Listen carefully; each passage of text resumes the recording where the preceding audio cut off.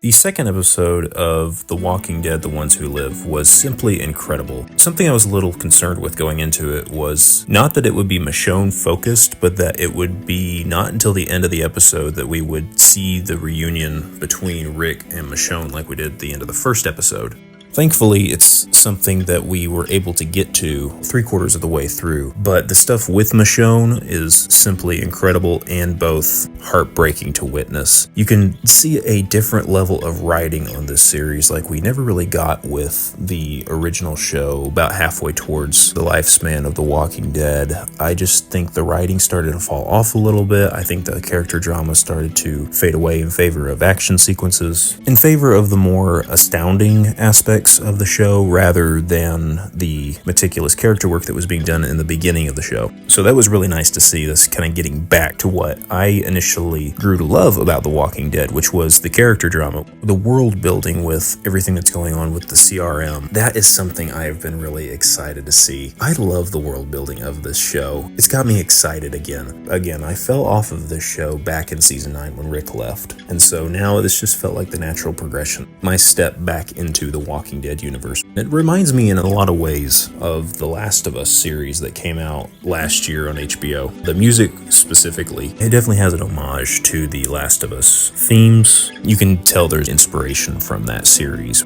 But getting back to the stuff with Michonne, now we see her perspective. She was about to gut Rick. They see each other, and that's where we cut at the end of the first episode. So now we come into the beginning of the second episode. And what little I know of how the main series of The Walking Dead ended, Michonne came across these two people that Michonne rescues simply because she saw that they needed help. And it's something that in this world you don't see a lot of. People are taken advantage of so many times. The weak are always hurt because the strong simply want to impose their will upon everybody. And to see somebody like Michonne who's going to go out of their way to save people who need help, it's refreshing to see both as an audience member, and I'm sure it's refreshing to see in the world of The Walking Dead. And it leads us to a group of people that I wasn't too sure about at the beginning, because anytime we were introduced to new side characters in The Walking Dead, towards the end I was always kind of annoyed with a lot of the new characters we would be introduced to. But these characters are so refreshing to meet. I immediately grew to like and Nat. He was very entertaining to watch, and just to seeing the relationship that he built with Michonne, I just love that. And so it makes it that much more heartbreaking to witness what happens. And you really see the brutality of the CRM as they come across this group of people that they have no idea who they are, but in the CRM's eyes, if you're outside their walls, you're a threat to their organization, you're a threat to what they're doing. And it's simply heartbreaking to see what happens, because as the nomads, this group that Michonne has joined up with, start traveling through a city, they come across the CRM, or rather the CRM comes across them. They see these people, and then they launch this chlorine gas. It was so brutal to see the outcome of what this gas did. This was a group that I really thought would make it back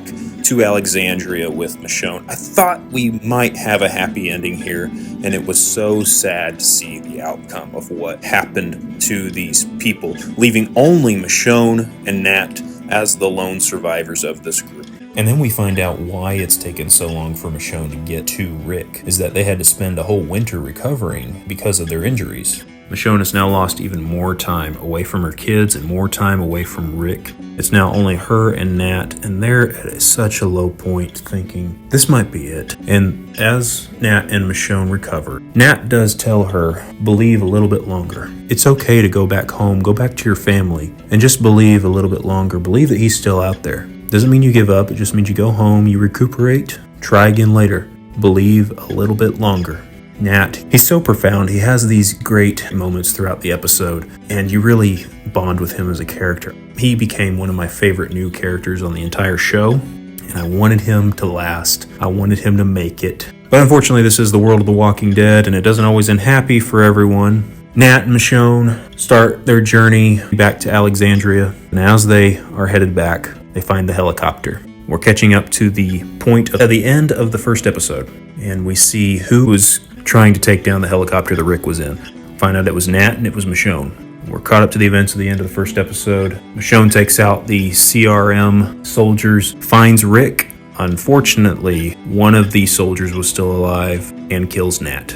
I really wanted him to make it going forward. The show is called The Ones Who Live, but it seems to be The Ones We Lose. Does that mean Rick and Michonne are the only ones that are going to live in this show? We'll see. We'll find out. This was crazy, but now we're caught up with the events. After the heartbreaking loss of Nat, we're caught up with the events of episode 1. Rick and Michonne have reunited. And it was so great to see those two come back together. Not only for Rick and Michonne, but I think for Denai and for Andrew Lincoln. You see the two actors, I think, are represented here too.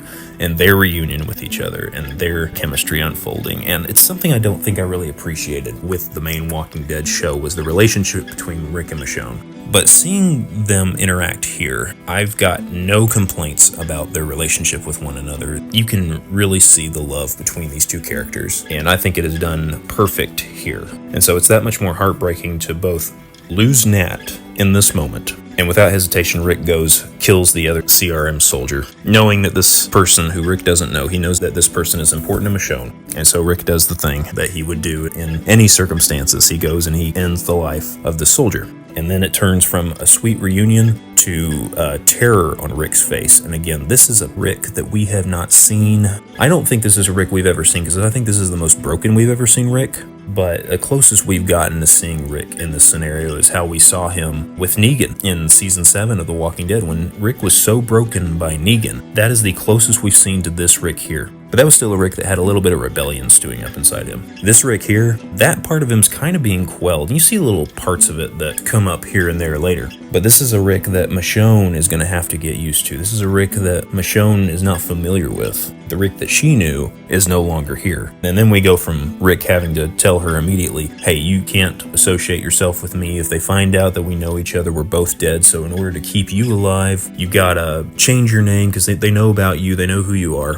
Okafor definitely did, and he probably passed that information on to other people. So in order to keep you safe, in order to keep both of us safe, and in order to keep everybody else safe that we know and that we love and we cherish, you got to change your name. You can't pose yourself as a leader, because now we know what an A means and what a B means. If you're an A, you're a leader and you're killed. If you're a B, you got a better chance of making it through. So pass yourself off as somebody who's not a leader. You can't show that you're good with a sword. You can't show that you were the one that killed these CRM agents. We have to pass that on as Nat being the one that did that. You can't refer to the walkers as walkers, because Rick calls them walkers, and that means that you would know that term because you know him. I love that they do point that out, that walkers is not a universal term. It is something that the Atlanta group was calling them. It was something that initially Morgan was calling them, and the Atlanta group was calling them because of Rick, and then the Alexandrians call them that because they're an extension of the Atlanta group. But each group has their own term for the infected, for the walkers, for the biters, the geeks, whatever you're going to call them. And so I love that Rick threw that little nugget in there. Hey, you can't call them that. Then he says, go with them, pass yourself off as somebody else, I will find you. And so she goes through orientation, she goes through this interview process. Now she's going by the name of Dana. So you're going to call yourself Dana, you're going to say you were part of a group, but now you've been on your own for a while. And it works.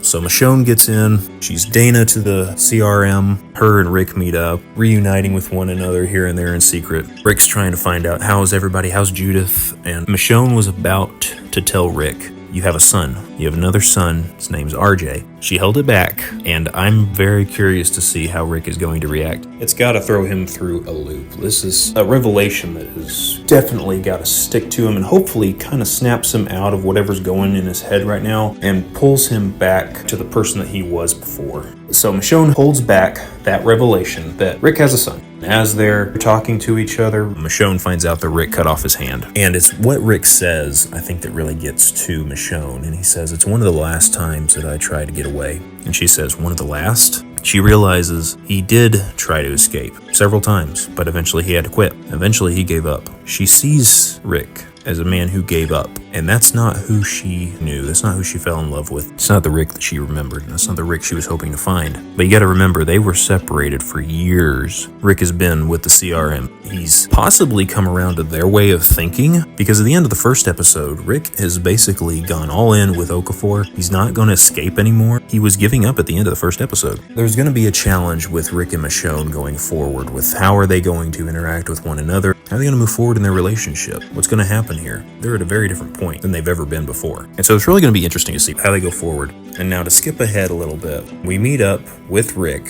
He enters his apartment, and there, sitting in the dark, is Jadis. And Jadis is not on his side anymore. Rick is not happy to see her, and we'll find out why in episode 3. Going through this episode, it was great. Now that Jadis is in the mix, this throws a whole other wrench in the plan, because it seems Rick was like, we're going to make our way out of the CRM. We're going to escape. And this is another thing, going back to when Rick and Michonne reunited, Rick's words are, I'm not with them. Well, he was. Technically, he was. Of course, he's not going to be against her, but he was with them. He may not have been the one to release the gas on their group, but when they encountered each other, when Rick crashed in the helicopter, he was with them. So they're going to have to come to terms with what that means and how that defines their relationship. And so to give my final thoughts on this episode, I think it's another win for the Walking Dead universe. Absolutely loving what I'm watching. I can't wait to see what is going to happen week by week. It's the first time I'm looking forward to Walking Dead Sundays again, and that is so exciting as a Walking Dead fan. Somebody who used to be so into it and is now actually getting excited to get back into this universe. Cannot wait to see what's to come in episode 3. If I'm going to give this episode a ranking, I think I'm going to give it a 4.5 out of 5 or an A- on the letter scale. It's not quite the 5 out of 5 like last week's episode was, but I truly enjoyed this episode. It is definitely one of the best things we've seen in the entire Walking Dead universe. The character drama is so much deeper than it's been in a long time. I was gripped from the beginning to the very end of this episode. Cannot wait to see what we got going moving forward. Let me know what you thought of this episode down in the comments below. Remember to hit the like button and subscribe and hit that bell icon so you don't miss a single thing from this channel. I hope you all have an awesome and a fantastic day, and I'll see you in the next video.